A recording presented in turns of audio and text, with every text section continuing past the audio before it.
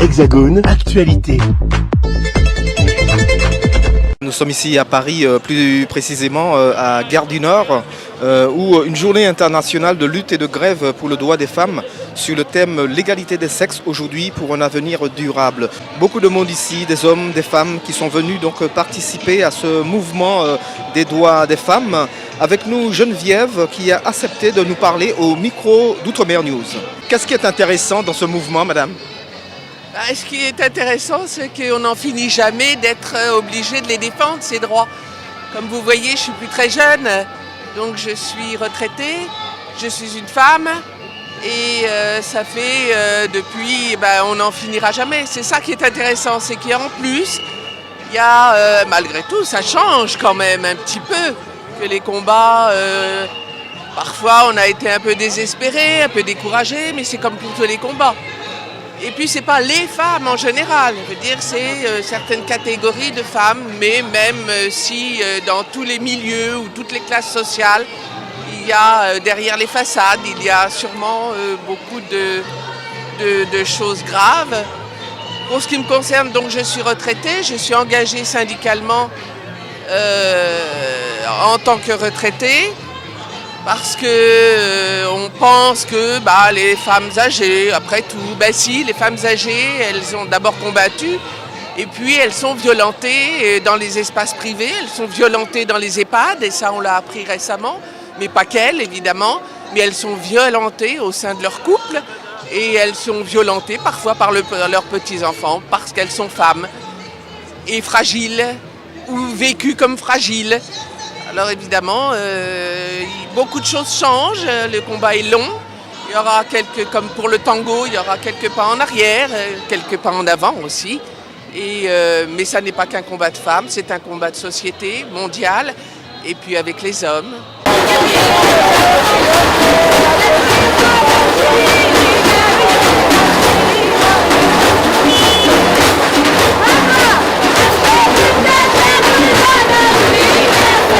Alors la Journée internationale du droit des femmes est une longue conquête de lutte pour des femmes qui ont en fait beaucoup souffert de leurs conditions sociales, économiques, politiques et qui du coup se sont organisées pour qu'on puisse enfin acquérir des droits égaux, que ce soit l'accès à la santé, à l'éducation, à l'accès à la politique, à l'exercice politique et à l'autonomie de manière globale. Ces droits-là sont toujours remis en question, particulièrement en temps de crise. Ce qu'on vient de vivre et en temps de guerre, ce qu'on est aussi en train de vivre. Donc la lutte, elle est loin d'être gagnée et elle suggère encore beaucoup de discussions entre nous, d'accès en fait et de lutte tout simplement. Les mères des filles assassinées qui essayent de faire justice sont menacées, criminalisées. Certaines d'entre elles sont assassinées encore. Les quelques femmes de la citoyenneté guatémaltèque qui essayent de les accompagner sont elles aussi menacées par armes, menacées par le gouvernement.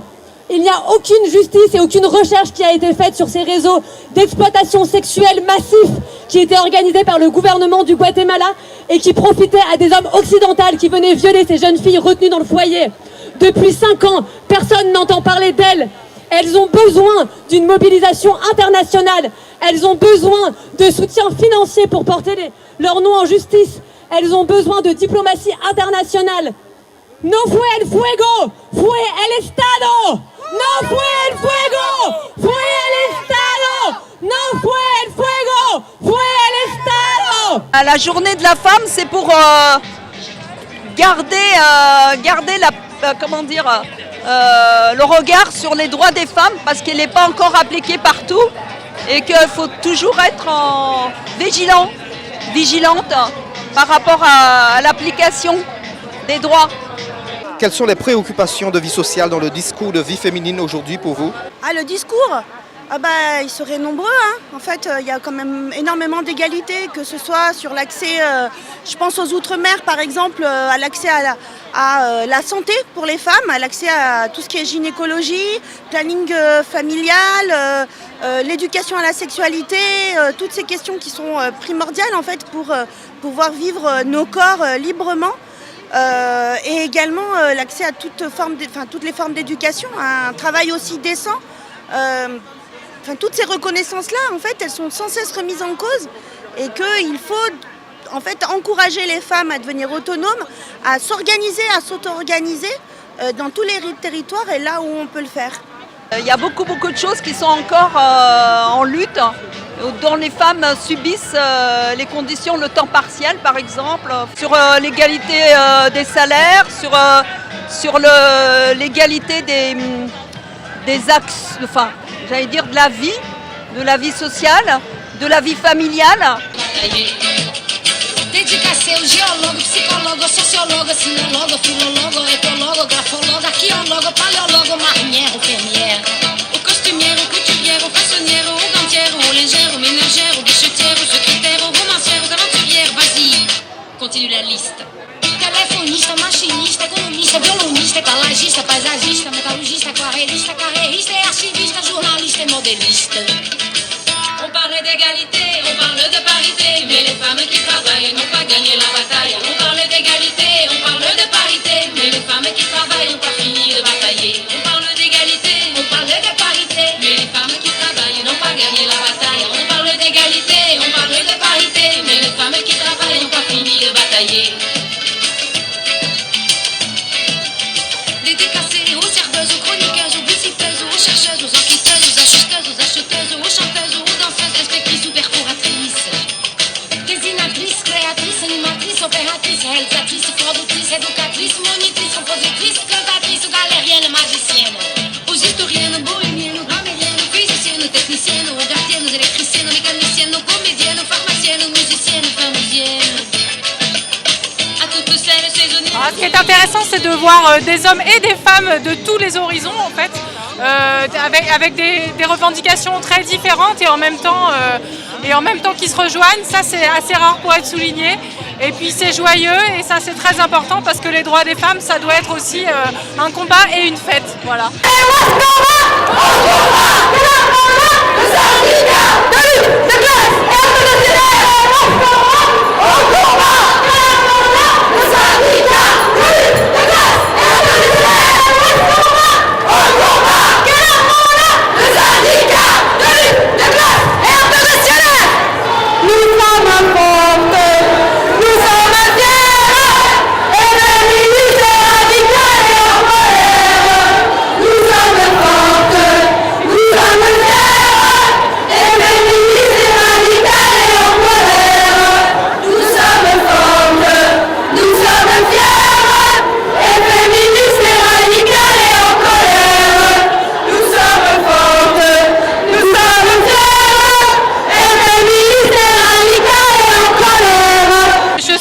Social en fait, donc la préoccupation elle est essentiellement de pouvoir avoir les mêmes droits que nos collègues en fait, que c'est une profession qui est très féminisée en fait et qui est aussi très déconsidérée, donc voilà, ce qu'on attend aujourd'hui c'est d'avoir un peu de visibilité et de reconnaissance en fait. Ma place est là aujourd'hui, je suis militante habituellement, voilà.